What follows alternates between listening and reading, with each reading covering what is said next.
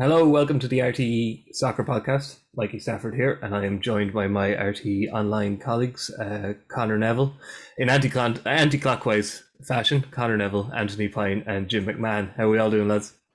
Good, Mikey. How are you? Good, thank you, Jim. Good, thank you. Good. Yes. Yeah. Fine sunny morning, and we actually have, after a slow start to the week, there seems to be some soccer news brewing, which always helps when you're trying to put together a soccer podcast. Later on, we'll have an interview with Raf Diallo conducted with Ireland goalkeeper Courtney Brosnan. The Everton shot stopper obviously is enjoying a fine campaign with Vera Pauw, and she's coming up against her old team West Ham soon, so there's a good bit to discuss with her. But first off, the January transfer window is ongoing, and the days of Andrei Arshavin turning up by helicopter at Arsenal's training ground seem to be gone, lads. It's not what it used to be, but there's a little bit of Irish interest, Anthony, and we actually have a story on the website this morning from Johnny Ward. It seems that the inevitable has happened, and Bohemians' brightest star, Dawson Devoy, looks set for a move across the Irish Sea, most likely to MK Dons. We're told a deal is close. It's a kind of there's dominoes dropping as MK Dons' current promising 21-year-old playmaker, what's his name, Matt O'Reilly, is heading for Celtic, it seems. So Devoy could be on his way to Milton Keynes and the Concrete Cows. Yeah, I mean, look, it's another typical winter for Bowles, isn't it? Like Ross Tierney has gone to Motherwell.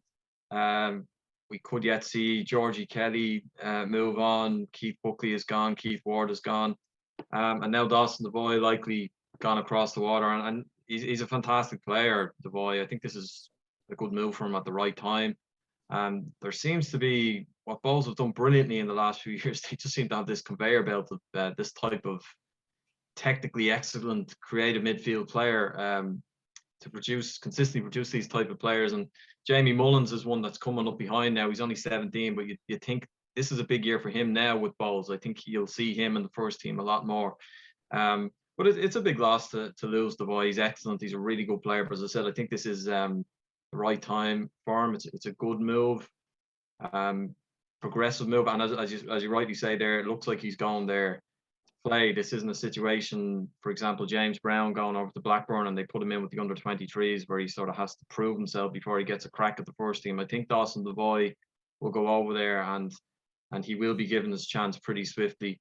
And we'll see how he goes, and hopefully he continues his development. You know, he's an Ireland under-20, 21 international. He's been brilliant in this league. Anyone watching over the last year, particularly, his development has been really impressive. So a shame for Bowles, you know, a blow for Bowles again. But let's hope that it goes well for Dawson because he's got major potential. Yeah, Jim, you obviously are a Sligo man and very fond of your hometown club. I do know in Dublin, Dalymount is a place you do like to visit on occasion. Yeah. It is kind of frustrating for Bohemians fans because, you know, they're told the club's on an even financial keel. They're told, you know, business wise it's been run the right way, but then, you know, you see the likes of, if Dawson Devoy leads it, it's obviously not a done deal yet, following the likes of Danny Mandrow out the club. Like, promising young players not staying is something Bohemians fans, as far as you can see, are getting far too used to. Yeah, and there's the possibility that Georgie Kelly could be on his way out yet, and we don't quite know where Georgie could end up, whether he'll be back in Derry. There's talk about him going to Europe, but this is very much deja vu when it comes to Bohemians. And like, I mean, for a club who last summer at the Aviva Stadium, with all the talent that Anthony has just mentioned there, played some really lovely football in the Conference League. And, you know, and then the failure they not to qualify for Europe only compounds the problems that they have. So look, as Anthony said, it'll be interesting to see. He has mentioned that chap Mullen, that who Bows have coming up behind them. But look, it seems, you know, the likes of Dundalk and the likes of Derry and the likes of Pats have, you know, they seem to be signing well ahead of the new season. Obviously, Shamrock Rovers will be strong. So it's a case. I mean, I do like Bows. I mean, I like going there. I still think it's the best atmosphere of a football ground in Ireland. I know Tala's only down the road from me here. It's a great venue as well. I do like the showground in Sligo, going up to Derry and Dundalk, but there's something about that old rickety Dublin 7 ground, that there's something about it that still holds some sort of magic. I think they're a brilliantly run club. I know people who work at the club. You know what I mean? And it's just a pity that they're losing players. But look, I mean, obviously for Dawson, I mean, he was one of the standout players in the league last season, and I think it's the right time for him to go, and it's probably the right club for him to be joining at this time. Yeah, there's a few potential moves, Conor. There's nothing kind of confirmed yet, but one of the more interesting ones seems to be Jamie McGrath, who's being not quite touted by St. Mirren, but they're not standing in his way either. Like small club even by Scottish standards. They might need some cash, and it seems Aberdeen might be willing to stump it up. Those of us, the Aberdeen move seems to have collapsed by all talk. The last I had encountered it, the manager there seemed to have a pop at Jamie McGrath over the failure of the move, saying he's on the record here saying there is pressure to be an Aberdeen player. No, I wouldn't have. I wasn't aware that the level of pressure to be an Aberdeen player was that sort of cosmic, but he said there is pressure to be an Aberdeen player that is not for everybody. So I don't know if. Well, I think that would run contrary to most Irish fans, because we're a bit myopic. We might think Jamie McGrath should be aiming a little bit higher than Aberdeen, and certainly what his club manager says, there's little standing in his way. Mikey, I still think Aberdeen are still living off that 1983 Cup Winners' Cup glory. So I'm Fergie there at that time. So I mean, maybe that's the standard. Maybe that's Jamie McGrath was exactly reared on that success, though. So I don't think growing up, I'm not sure if he grew up in Meath, this notion of signing for Aberdeen, a once great team in the 80s, would fill him with trepidation, and he'll stick with the small time of St. Mirren. I can't see that now. But it's a bizarre saga going on there. Yeah. They thought they had him. They had offered him a pre-contract deal because his current deal with St. Mirren expires in the summer. So Aberdeen believed that they had Jamie McGrath, and they then withdrew that offer. So I don't know exactly what happened there. Obviously, as Conor mentioned there, the manager, Stephen Glass, had a bit of a swipe at him in his press conference during the week. He was asked about him, and that's how he responded. He said, the pressure of playing for Aberdeen isn't for everyone. But the reality is that Jamie McGrath has options here. Everyone knows his deal's up in the summer. He's turned heads in the Championship and in Scotland. So he won't move now, but he is going to be on the move. But it could, maybe he wants to get out of Scotland, and maybe there's something a little more attractive to him in the Championship.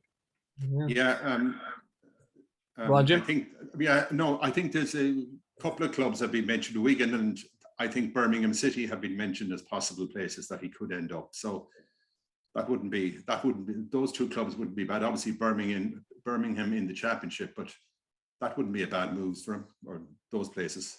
Yeah, well, they're very big clubs, as is the way in English football. The big clubs aren't always in the top division, but they're certainly big, well-supported teams, and you'd be playing in front of some serious crowds, particularly at St Andrews.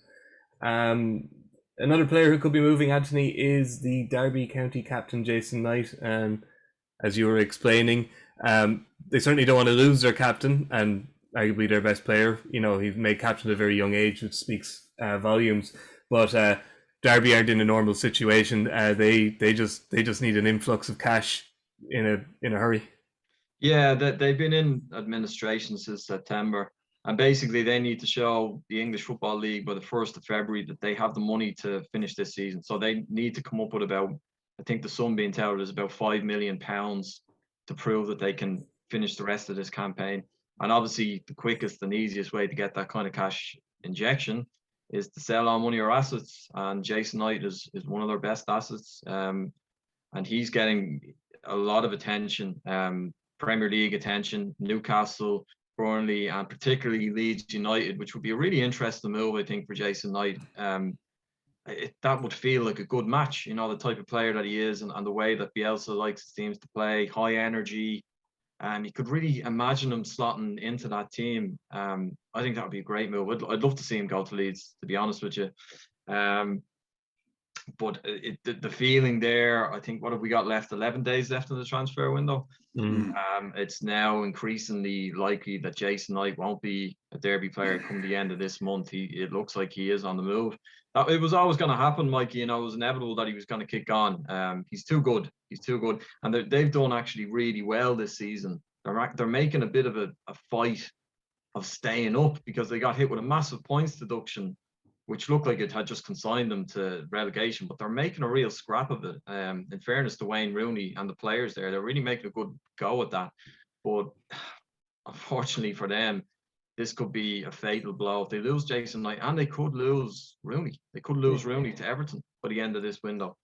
And you'd have to think if that was to happen. It doesn't get any easier for Jason Knight. He can either stay with a almost hopeless relegation battle in the Championship. He could go run 10,000 miles a day for Marcelo Bielsa, or he could scrap for relegation in the Premier League with Burnley, who have about 8 games in hand to play on everybody else. So whatever he's going to do this season, he's going to be busy.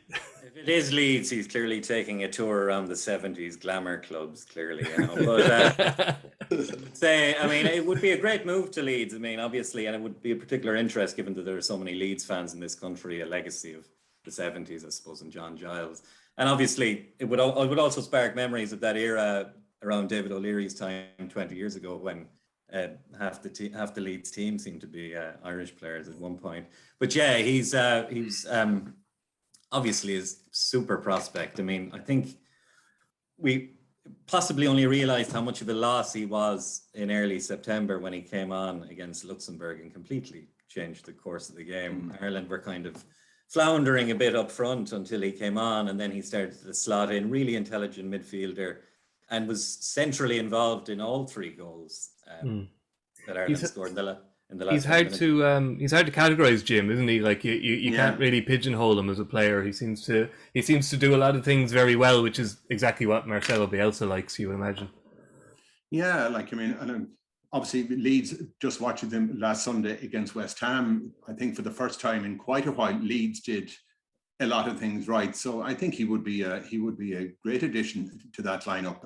As you say, he'll probably be running 20,000 miles or so at the same time. But I think for Derby, like I mean, I have a soft spot to just go back to Derby. I mean, I hope Wayne Rooney does it. I mean, I think Wayne Rooney is a far better manager than people give him credit for. You know, and I think he should be getting plaudits for, you know, improving Jason Knight as a player over the last couple of years or so. So yeah, I think it's only inevitable that he will leave. As to where he'll go, we don't know. But you know, I certainly did certainly liked watching Knight that night in Luxembourg. You know, at a time when we were scoreless, he certainly shifted the needle in a big way during that game. So definitely. I think there's 10 days left, but I think we will see him leaving the East Midlands. Yeah, by all accounts, Rooney is a good manager, but he possibly has a weakness when it comes to injuring his own players in training. I always thought, I mean, that very much struck me. I mean, people talked about Stephen Kenny suffering from bad luck, which he clearly did for a year. And I would regard the Jason Knight, Wayne Rooney collision in training as very much it was the comic crescendo of Stephen Kenny's run of bad luck. If Rooney was to get the Everton job, which is beyond the realms of possibility, the idea of him and Big Dunk on the training ground every day, if that wouldn't motivate some of Everton's perhaps more lackluster players, I don't know what would. Big Dunk is going full time into the viral message video. Moving away from transfers, Anthony, it was nice last night. Well, for those of us, not for those of us unfortunate enough to support Leicester City, but for people who like to see Irish footballers do well, it was nice to see Matt Doherty played a rather important role in Tottenham's grand larceny at the King Power Stadium. No, it wasn't. They did deserve to get a result, but 2 goals coming in about the 95th and 98th minute were hard to stomach, and Doherty played a crucial role in one of those. And you know, he seems to be finding Antonio Conte's favour as a right wing back, which is obviously a very, very important role in how Conte sets up his teams. So if he has his favour, he must be doing something right. Well, that was a timely contribution last night because there had been grown speculation that Doherty is going to be on the way out of Spurs, and in this window, Conte wants to put his mark on this team, and he wants to bring in a body or two before the window shuts at the end of the month. So there was talk that Matt Doherty could go back to Wolves as a sort of a part of the deal to bring Adama Traore to Spurs.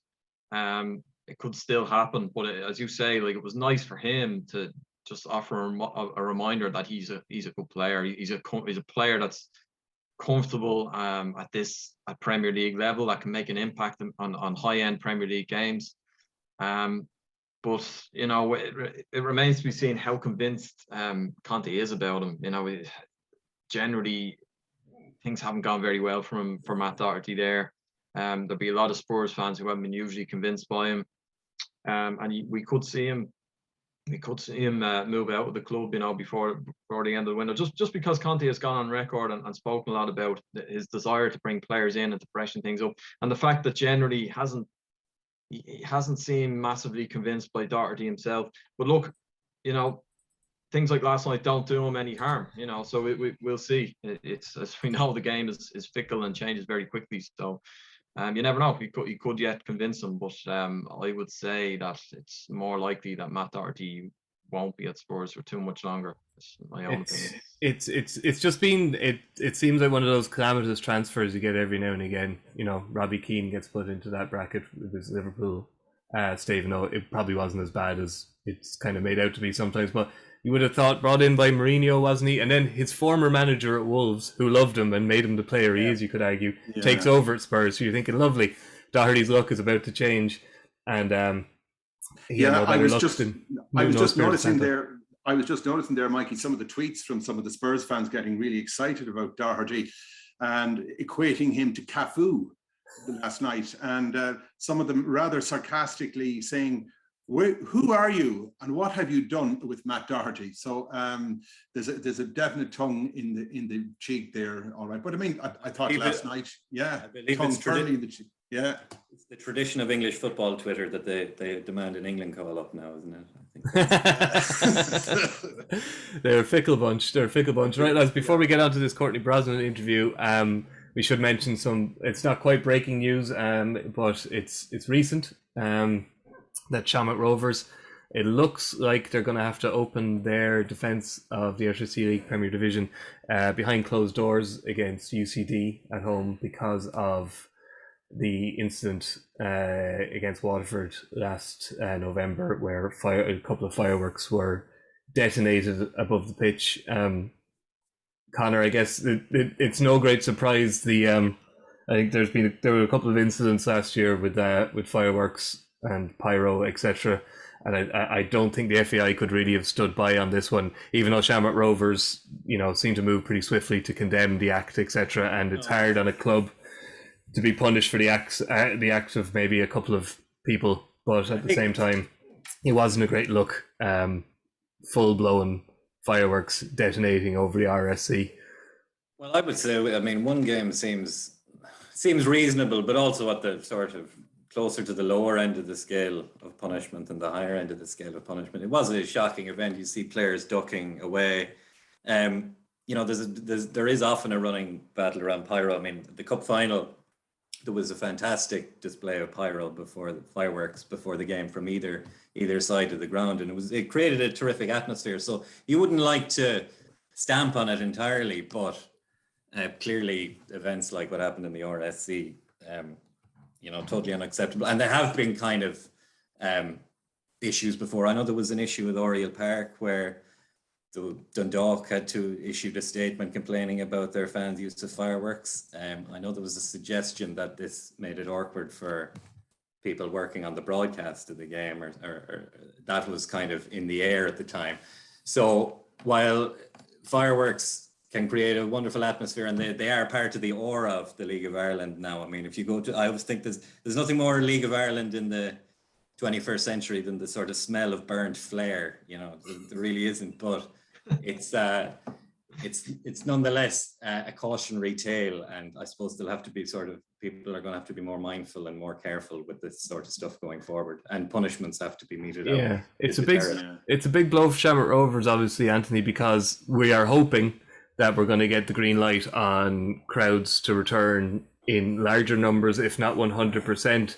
So, Rovers would have been they would have been hoping for a crowd of 6,000, but they might have been settling for 4,000 or 5,000. We don't know what the cabinet are going to decide tomorrow.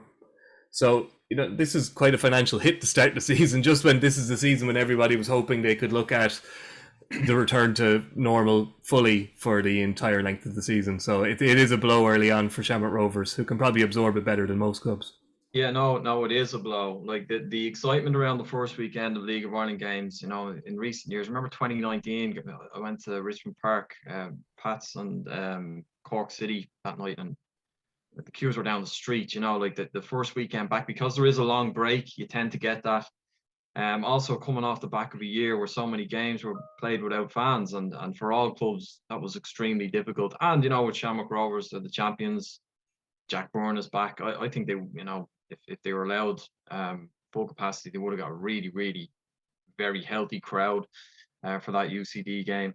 The thing with this, Mikey, is when it happened, there was 2 fans who were arrested by the Gardaí and handed indefinite bans by the club from Tallaght Stadium. Rovers identified the fans and gave them indefinite bans from attending Tallaght Stadium. Now that's 2 people. If you've seen the scenes, as Conor alluded to correctly, they were absolutely shocking, like really dangerous and shocking. But this is 2 people responsible for it. It looks like chaos when you see the TV. There's fireworks going everywhere, but it was 2 people responsible for it.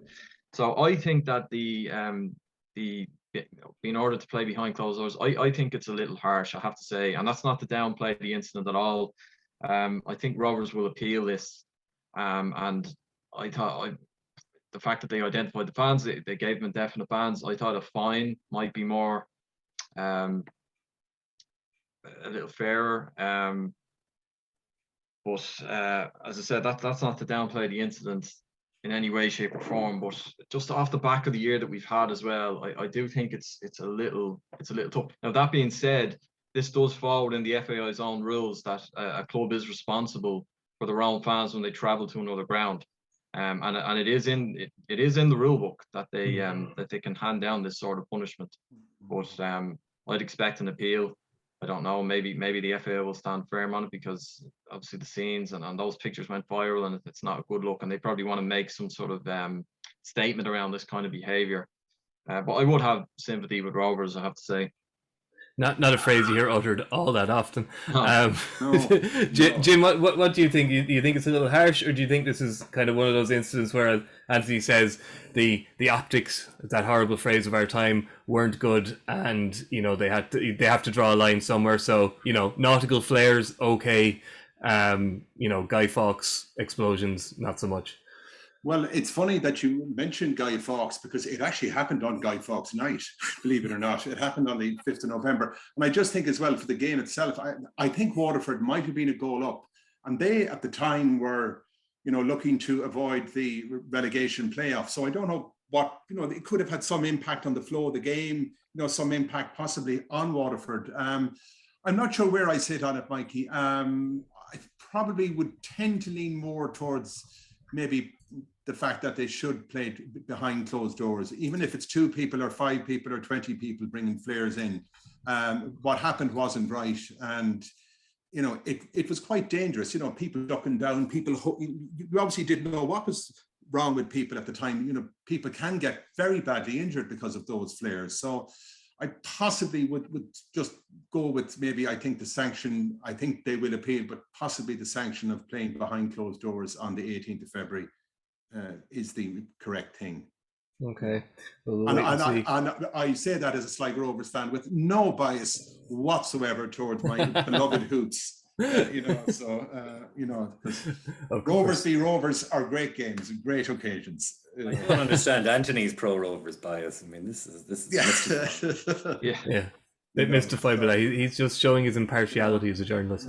Very, very much on the fence and all of this. Yeah. All right. Now, after that fantastic display of impartiality, we'll move on to Raf Diallo's interview with Courtney Brosnan, where he caught up with the Ireland goalkeeper, discuss all things Vera Pauw, qualification campaign, and Everton's Super League season. Hi, Courtney Brosnan. Thanks for taking the time to chat to me. Coincidentally, before we get to your career with Ireland and the number 1 jersey, your former club West Ham are hosting your current club Everton. So to start off, I was wondering how the move to Everton came about, and was there a period of uncertainty after you left West Ham and like a period of time between, I suppose, the contract coming to an end at West Ham and then the deal happening with Everton? Yeah, I think game it's a little bit different. Like the contracts are typically shorter than the men's game, so as you said, there's always a little bit of uncertainty. But I think when I knew I was leaving West Ham, I spoke a lot with my agent and about my hopes to stay in England, that I really liked the league here and wanted to continue to pursue that. So I think when the opportunity kind of arose through Willie and getting to Everton, I thought it was a great chance, a really ambitious club with there's like high hopes for the season and things like that. So I felt like it was a good fit for me and was really looking forward to the opportunity to stay in England.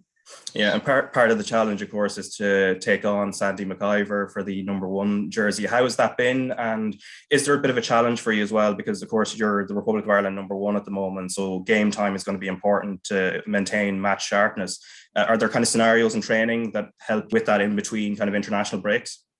Yeah, I think obviously working with Sandy and our goalkeeper coach Ian has been like amazing. I feel like the environment here is so good and training and the goalkeeper sessions, I feel like I'm really improving and I feel really sharp, just kind of honing in on my skills and being ready for my chance to play, as you said. So I think that's really helped me, obviously, when the chance has rose for me to start playing for Ireland. And I think it's really prepared me to kind of be like in the best shape that I can. And obviously as a goalkeeper, you might not always have the chance to play, and just being ready when you have that opportunity and just being able to take that and kind of show yourself out there to keep pushing forward and doing your best. Yeah, and time flies, I suppose, especially in this period where we have this COVID-19 pandemic, where the years seem to blend together. So it's almost 2 years since you made your debut for Ireland against Montenegro in the Euro qualifiers. If you just take us back to that night, was there a bit of tension and kind of nerves beforehand, or the fact that you'd played for the underage teams, had that kind of helped ease you in? Yeah, I think obviously there's always a bit of nerves kind of making your senior debut, but I think I had been in and around the squad for a while before I got my first cap, which I think was kind of great just to get that experience in training, like being around the team. And I think everyone was super supportive. So when it was obviously to get my first cap, I felt really supported by the team and kind of, as I said, ready to take that opportunity. So obviously it was a great day, get the win and clean sheet against Montenegro. So it was really a great experience for me. And Vera Pauw as manager, because of course this is your kind of rise within the team has kind of coincided with her time as the manager. What is she like tactically, especially in relation to your role as goalkeeper, and then also as a kind of people manager in terms of being that communicative figure in charge and dealing with all the different personalities within the squad? Yeah, I think obviously when you're talking about qualifiers, it's extremely difficult because you're playing such different type of teams within a space. So you say you're maybe playing with Sweden and then the next game is against a Georgia. So obviously it's super important to have the tactical side of it and kind of be ready. So I feel like a lot of our trainings with Vera are focusing on that 11v11 and looking at our shape against different oppositions, which I think has helped us to better prepare maybe for when we're playing obviously different teams. And then I think when it comes to the group, we have such a great group of girls in the Irish squad. And I think everyone looks forward to coming together and kind of like representing our country. So I think she obviously has honed in on that and is kind of trying to get us to show that passion and that pride and have that come across when we're playing, obviously, the qualifiers in any game that we get to put on the jersey. Yeah, and of course there will be ups and downs. Of course, the last European Championship qualifying campaign, there were a lot of ups. It probably just didn't end the way we wanted it to. And I was interested in one thing you spoke about, I think in relation to the Ukraine game, particularly the goal that was conceded, that especially as a goalkeeper, you have to have a short memory. Is that something you have to consciously do during a game, or over time with experience, does that come with the territory? Yeah, I think obviously it's something you work on, but I think, as you said, with experience and time, that sort of just comes with it. Like, you're never going to have the perfect game, and it's never going to always go your way. So I think it's sort of just, as a goalkeeper, you train all the time, you make mistakes in training, and you kind of get used to that and kind of build that shell and have that confidence in yourself, even if maybe you make a mistake or something doesn't go well. So I think that it's super important to have that short memory and just be able to bounce back and just believe in yourself and know like what you're capable of when things are going well and maybe when things aren't going so well as well. Yeah, and how did that apply collectively? Because you had, it was a deliberate choice by the management to pick quite tough friendlies in the build up to these World Cup qualifiers. So matches against Belgium, Denmark, and 2 against Iceland, and they all ended in very narrow defeats. But how did you kind of balance that, kind of trying to keep the confidence levels relatively high, but at the same time looking at the bigger picture and knowing you're kind of working on small things that are supposed to be a benefit when it comes to the actual competitive games? Yeah, I think obviously that can get really difficult, because if you have a few losses on the bounce like we did, it can get hard. But I think it's just, Katie speaks about it so much, and even Vera, it's just like having that belief, like we know that we have a good squad and we have talented players, and we know what we're capable of and where we want to be. So it's sort of just keeping that belief and keeping that target in mind, regardless of maybe results in friendlies and things like that. So honestly, I think it was really important for us, because then you maybe saw us put in a good performance against the likes of Sweden and obviously Finland as well. So I think obviously it was helpful leading into these qualifiers, and hopefully we can continue with that. Yeah, and Vera's job isn't to make the media's role or our kind of jobs easier. Like, she kept us guessing in terms of who was going to be Ireland number one. Within the squad, though, did you have a good idea in the lead up to the Australia game that it was kind of going in your direction in terms of being the number one in goal for Ireland? I don't know if I would say I had an idea. I think you obviously kind of, when you show up into international break, you show up every day and you want to show yourself and train the best you can and be kind of the best version of yourself. And I think obviously in the goalkeeper position, it's been bouncing back and forth for a while. So I think it sort of was, all of us were just trying to put our best foot forward and kind of step up into that role. And obviously the opportunity arose for myself, which I'm very happy about. And I think it's just continuing for us all to push each other forward and just continue to make steps in the right direction. And that Australia game, because I remember watching it live, and it just felt like such a breakthrough, especially after the run of defeats, and albeit they were all very narrow, as we mentioned already, but it just seemed to be perfectly poised and just in time for the start of these World Cup qualifiers. Like, can you just take us back to that night, and did it kind of feel like a breakthrough for the squad, especially going up against the likes of Sam Kerr and the players of that quality? Yeah, I think, as you said, obviously you have that belief in yourself, but as you said, maybe if you keep coming off defeats, it kind of keeps knocking you down where you're like, oh, maybe you don't believe as much. So I think it was really great timing to kind of get that important win against such a highly ranked opponent. And I think that was great evidence for kind of us to take that and say, hey, look what we did here. Like, let's use this confidence moving forward against the next highly ranked opponents. That was really, really excited that night, and sort of just felt some relief that all this hard work that we've been putting in kind of paid off to finally get that result that kind of went our way. Whereas before it was maybe, we're playing well, but we're still losing 1-0 or something like that. So to finally flip that around and say, oh, we played well and got the result was really important for us. And in the inverse sense, so the Sweden game, of course, it did end in defeat, but we're talking about Sweden, one of the top 5 teams in the world. And the goal that went in, it was very unfortunate. It could have gone the other side of the post. Do you still take confidence from a performance like that? Yeah, I think obviously having that type of game right before Finland that we knew was going to be such an important game was massive. And obviously, like you said, we didn't get the win, but we showed how solid we were at the back. We really maybe limited their chances and kind of had our opportunities, obviously, in those last 10, 15 minutes as well. We felt like we maybe could have gotten a draw out of the game even. So I think the timing of that, and then leading into taking that confidence into Finland, where we wanted to kind of start on the front foot and show what we're capable of, it was really great. And just that night in Finland, if you just want to take us back to just how that felt the whole way through, because the tension even in my living room here. So exactly where I was sitting, because I'm working from home most of the time. It, those last few minutes felt like double the length of time it was. It felt like 20 minutes, the last 5. What was it like for you? Especially you're the last line of defense. So I imagine the tension for you must have been quite high, or were you almost quite calm going through it? I think obviously the tension was high. Like they were really throwing everything at it. And obviously we were pretty backed up pretty close to the goal line and sort of just fending off attack after attack. But I think like our confidence that we put in a good performance, and I felt like I really had the belief and felt like the back line had the belief that they weren't going to get another goal in those last 10 minutes, no matter how many times they were continuing to throw that long ball forward. So I think it was a great night and obviously a really, really important win for us in the qualifiers. So hoping to build off of that moving forward. And in a weird way, is it, as a goalkeeper, is it easier almost to play in a game like that where you sort of know what's coming, rather than say the Georgia game where most of the action is happening at the other end and it's more challenging in terms of concentration levels?